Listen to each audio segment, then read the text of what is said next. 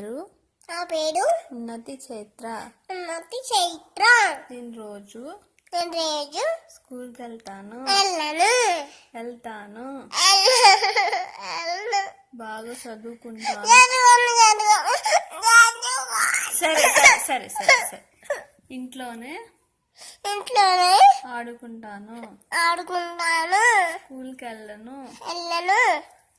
అమ్మని బాగా తింటాను. స్కూల్కి మాత్రం వెళ్ళను.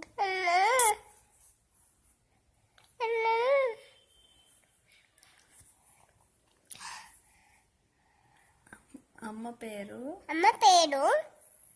లిలిమా. నాన్న పేరు డాడీ. నాన్నమ్మ పేరు నానమ్మ.